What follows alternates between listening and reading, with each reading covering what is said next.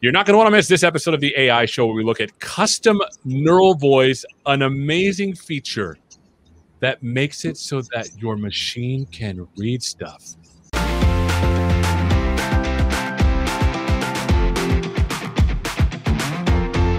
Hello and welcome to this episode of the AI Show where we're talking about custom neural voice, an amazing new feature that recently GA'd with two of my friends, Sarah Bird and Edward Unn. I thought maybe we'd get a little introduction. Let's start with you, Sarah.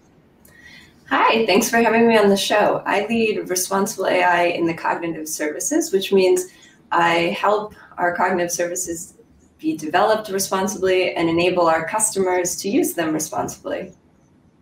Fantastic. Edward. Hey, Seth. My name is Edward, and I'm a program manager for text-to-speech at Microsoft. I work with the product developers in developing text-to-speech and custom neural voice. And I also work with a lot of the key customers in implementing this technology.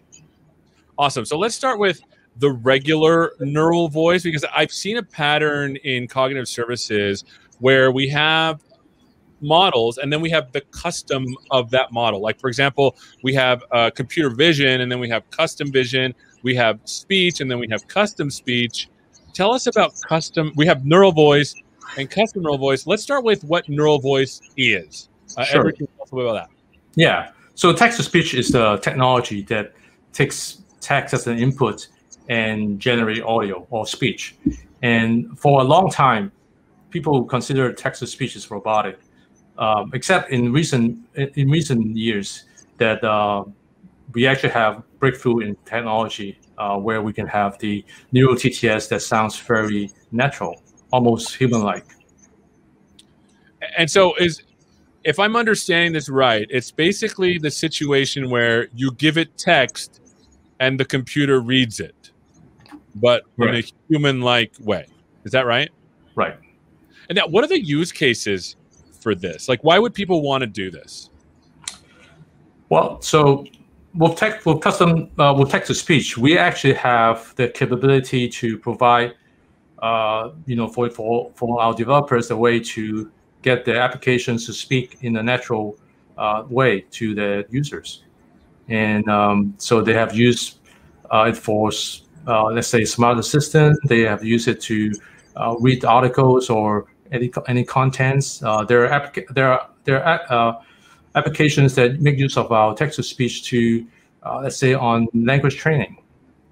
And currently, you mentioned that the neural TTS, we actually have a number of neural TTS voices already pre-built, so anyone can use it to add voices to the application today. We have 129 neural voices today, over 54 locales. And that's really cool because I'm trying to think of use case. I'm the kind of guy that, like, I love seeing new technology and using it, but just from the perspective of accessibility, of like, someone made fun of me this morning because they saw my email and my font is like super big. Imagine if it was read to me in a human-like way. That's really cool. So let's move on to custom neural voice, because I understand neural voice, but let's talk about custom neural voice and what the difference is. Well, yeah. So I was going to talk about this difference between traditional TTS and neural TTS. That's right, because like I keep forgetting that we've had text to speech for a while, and then we're talking about neural TTS. Let's take a look at it. Let me unmute your screen. Well, so traditional TTS, it usually takes about over 10,000 utterance in the training data to create a model. And even so, sometimes it's still not fluent. And if you have anything less than that, it will sound quite robotic. However, with neural TTS, now that we have the technology provided by deep learning and neural network, and also we collect a lot of the recordings from a lot of speakers, now we can create a model that as little as 300 lines to create a model that sounds very natural. And for production, we usually just recommend 2,000 lines. So it's just like 1/10 of the time it takes to build a model nowadays. So by lines, you mean like I have to read something? Is that what we're talking about? Yes. Okay. So I'd love to understand a little bit about, because I know that, is there a difference between like, what's the difference between like regular text to speech and neural text to speech? And like it's like you're reading my mind here. You have a slide. Can we see the difference? Yes. See. Let me play some samples. So first, I'm going to play you the traditional TTS. I live at 9th Avenue and 20th Street, 3 blocks away from where I work. Definitely a robot. Yeah. Now, let me play the human voice. I live at 9th Avenue and 20th Street, 3 blocks away from where I work. That's Okay. a human? Yep. And now let's play the neural TTS. I live at 9th Avenue and 20th Street, 3 blocks away from where I work. I gotta say, the human sounded more like a robot than the actual robot. I was thinking the same thing. Yeah. That's bananas. And that, like, people can sign up for this now and just do this, right? Yes. And that's pretty cool. Now I'm trying to, like, for me, Edward, I'm trying to understand the difference between regular TTS, neural text to speech, and then custom neural text to speech. Can you sort of lay those out for us and what the differences are? Sure. Yeah. So I just talked about the regular TTS and neural TTS. One that takes a lot using the traditional method and needs a lot more training data, and it still sounds robotic. With neural TTS, with deep neural network, we can actually make it sound much more natural without a lot of training data, because we already collect a lot of training data from many different speakers.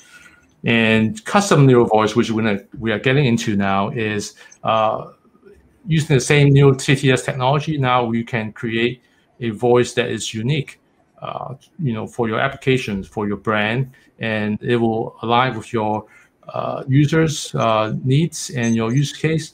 And so you can create a voice that is unique, that can bring out the brand. So let me see if I understand. So regular TTS, robots. Neural TTS, we trained it. Sarah's like, Sounds like a human. She's like, we're getting into the ethics of this soon, Seth. Don't you worry.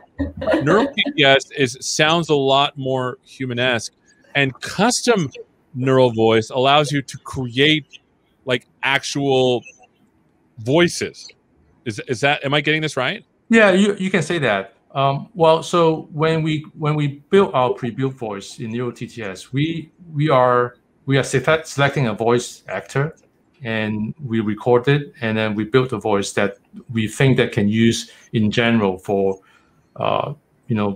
any applications. But for custom neural voice, now you can design your persona, the kind of voice you want, and maybe just your own voice. But let's say you want to have a brand, and you have a branded voice that fits to your brand, then you can select the voice talent that really meets you what you want, and then you can create your own voice. I feel like we need to see this now in action, because like I'm starting to understand the concepts, but I feel like if I see how this works and how this goes on, maybe I'll get a better sense for what it is. But before I do that, I want to mention that some examples of some of our customers already using this custom voice. We are now in GA, but we actually have been around in public preview for over a year. So companies like the BBC, Progressive Insurance, Duolingo, AT&T, Warner Media, they have been using our technology to create their branded voice. That's cool.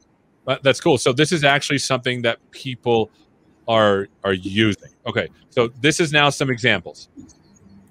Right. So these are some samples that I want to demonstrate. And so let's pick let's say I want to have a female voice. So I have a recording of a voice actor. Four Walls is so good, laughing out loud. Okay, so let's sound what it sounds like in neural TTS. Is version 3 the JPEG version? That would be fantastic. What do you think? That's cool. Like, I can't tell the difference.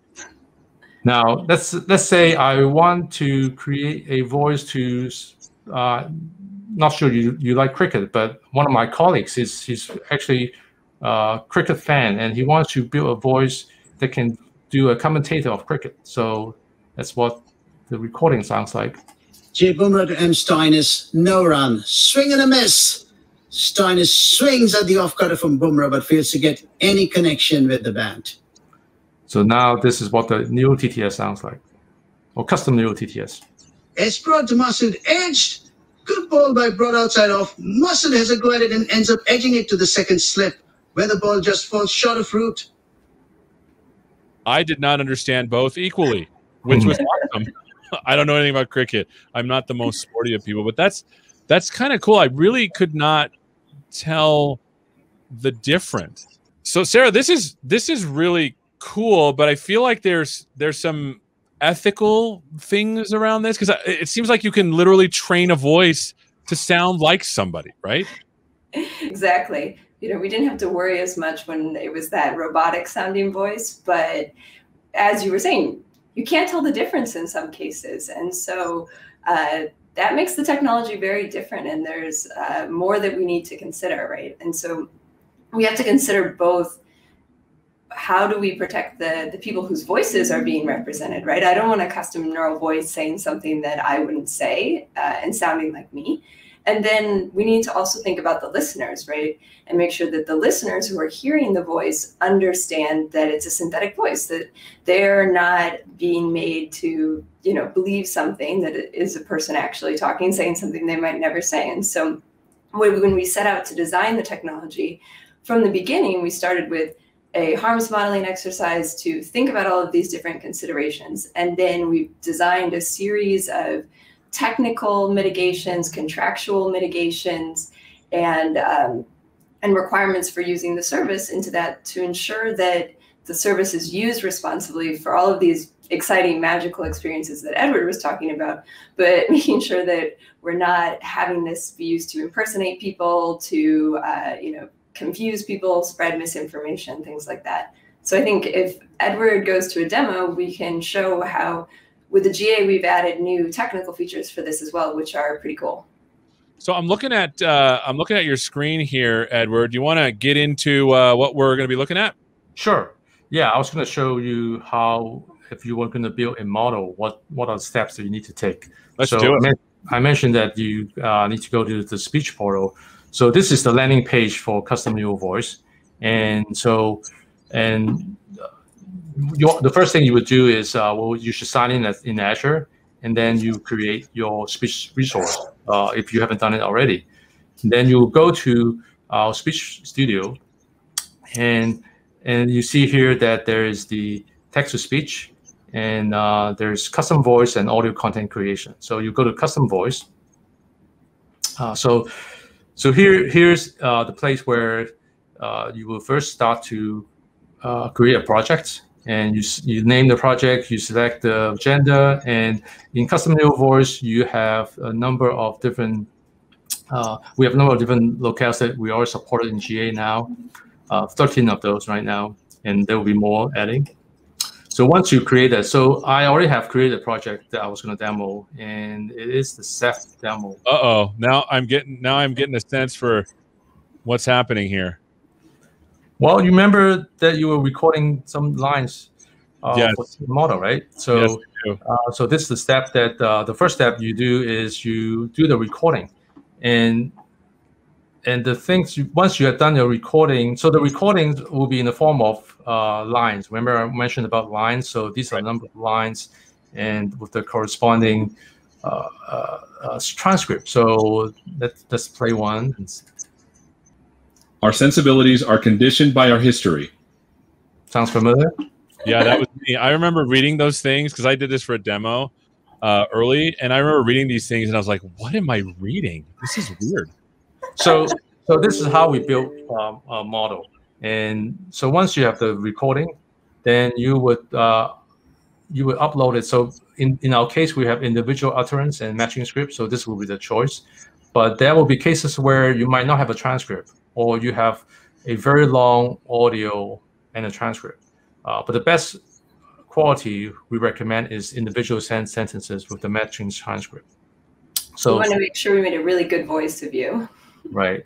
And yeah.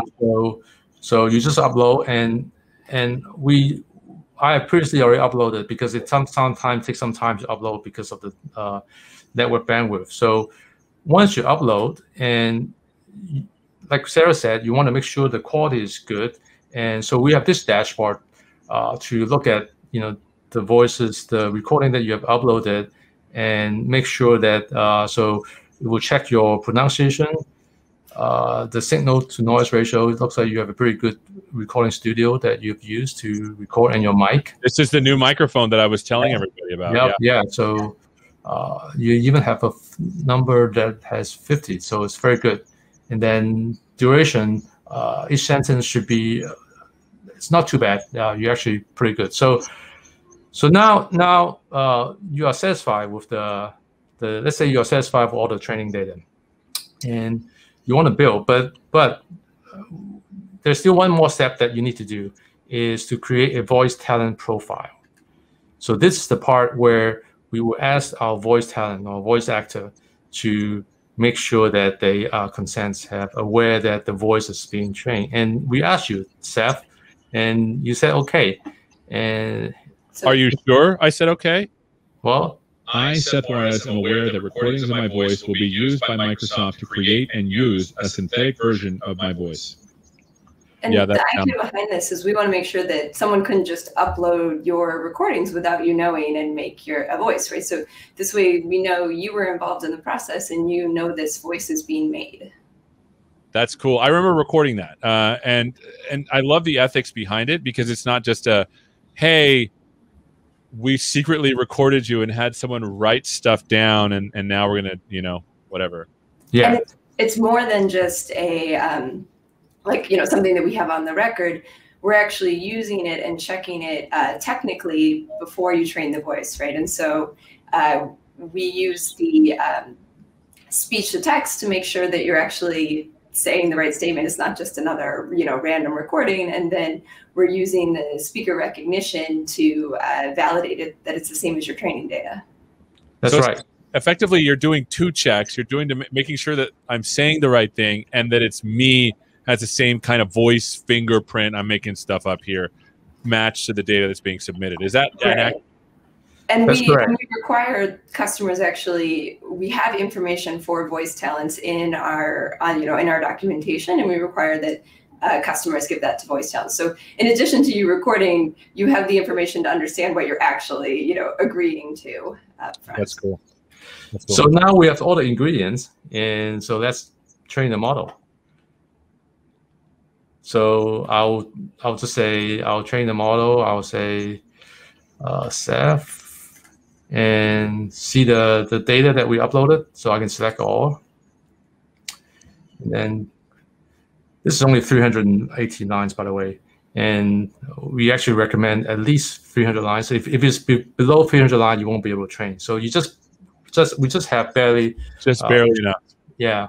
And then we select the neural voice.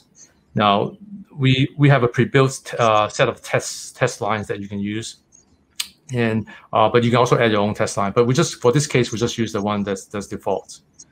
Now, this is the step that I need to choose a voice talent profile. So this is the part where Sarah mentioned that if you don't have it, then you won't be able to build. So this is the one that we have selected, and then I agree to the terms.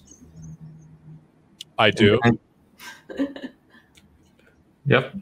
And then we can now start. So this is we're going to do Seth voice. These are the training data, about 300 lines. And the voice talent is Seth. And it estimated about 51 hours to build. So we're not going to wait for 51 hours, but so I have one that is already made. I mean, I guess we could, but it'd make for a really awkward show. So this one I made, again, it's 318 utterance, and it took about 47 hours. So when you have this model built, and you can go in, and remember there's the number of test data that we already are using. And so you can just let's hear what it sounds like, the model.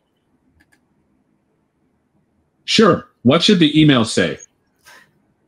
Same booming voice. So that's the computer. I couldn't find Greg in your contacts. Oh, sorry. I didn't even know who was talking at that moment, Edward. Thank you for that. So basically, that's the computer-generated utterance that I uttered to see if it matches. Yes. Sorry, I couldn't find Greg in your contacts. Yes, I love eating pepperoni pizza. Did you read all of these sentences? I did. And it was like, Oh, no, these are test sets. You didn't read that. This is our test sets. I didn't read this. No. So now the model is trained, right? So, and we are happy. Then we can deploy to an endpoint, right? So right now, up to this point, we have trained the model. We have tested the model. We can see what it sounds like, and we are happy. Now we deploy to the endpoint so that you can actually use it in Azure. Again, it's very simple. Just hit the deploy button. You select the model. It will deploy, and this one is already deployed. So once it's deployed, I can click here, and you can see the key, the URL that you can integrate into your application. You even provide some sample codes that you can actually use it. You can check it right here now on your endpoints, or you can go to the audio content creation tool, where I can just type something, whatever. Hello.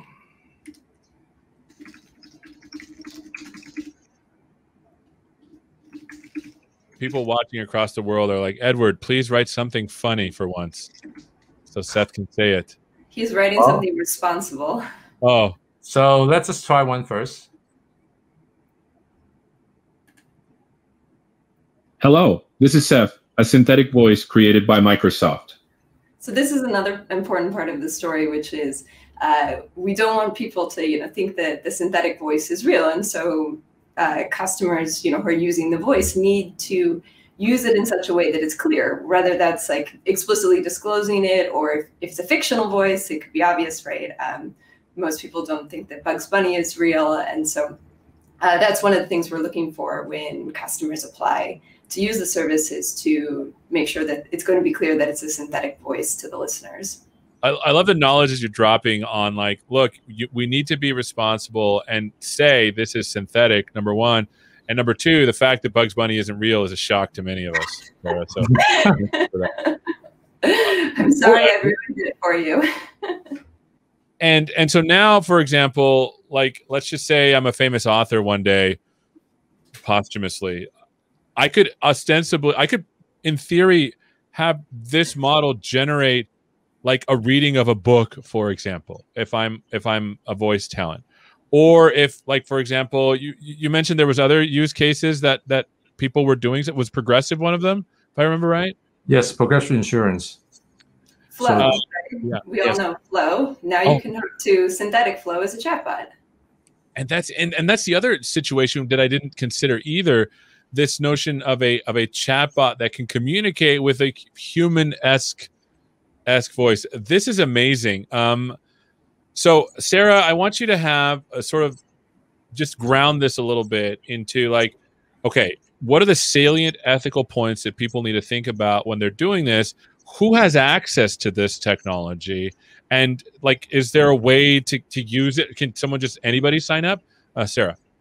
Yes, so the service is GA, which means we'll deploy it to all of the different Azure regions, but it's limited access, meaning that people need to apply to use the service, right? We want to make sure that they're using it in a use case that's appropriate, right? That is going to have all those great, magical, educational effects in entertainment, but not cause any sort of potential harm or misinformation.